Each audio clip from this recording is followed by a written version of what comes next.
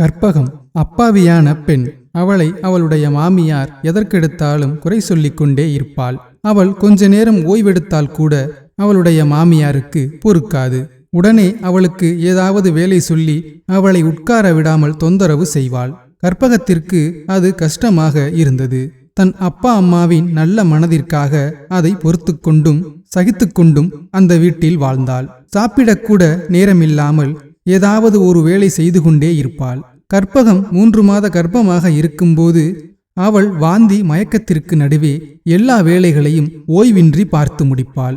அப்போதும் அவள் மாமியார் மனசாட்சியே இல்லாமல் அவளை ஏதாவது ஒரு காரணத்தை சொல்லி திட்டிவிட்டு ஒரு குடத்தை எடுத்து கற்பகத்தின் கையில் கொடுத்து தண்ணி எடுத்துட்டு வா என்று குளத்திற்கு போகச் சொன்னாள்.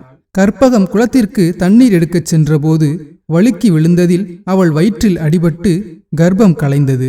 அதனால் கற்பகத்தின் மாமியாரை அந்த ஊரில் உள்ள பெண்கள் திட்டி தீர்த்தனர். இதில் கோபமடைந்த அவளுடைய மாமியார், ஏண்டி நீ வழுக்கி விழுந்ததுக்கு இந்த ஊர்ல உள்ளவங்க என்னைய திட்டுறாங்க என கற்பகத்தை திட்டி தீர்த்தாள். அந்த வலி வேதனையோடு கற்பகம் தூங்க முடியாமல் காலையில் 3 மணிக்குத்தான் தூங்க ஆரம்பித்தாள். உடல் வலியும் மன கஷ்டமும் அதிகமாக இருந்ததால் காலையில் எழுந்திருக்காமல் கற்பகம் தூங்கிக் கொண்டிருந்தாள்.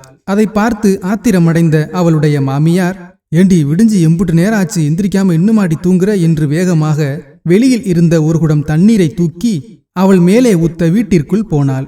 அப்போது வாசற்படியில் வழுக்கி விழுந்து அவளுடைய முழங்காலில் அடிபட்டு நடக்க முடியாமல் வேதனைப்பட்டு கதறினாள்.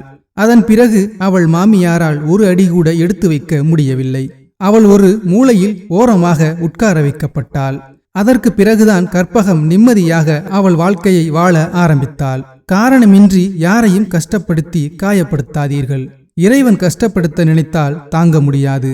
இந்த கதை உங்களுக்கு பிடித்திருந்தால் தயவு செய்து சப்ஸ்கிரைப் பண்ணுங்க, சப்போர்ட் பண்ணுங்க. நன்றி.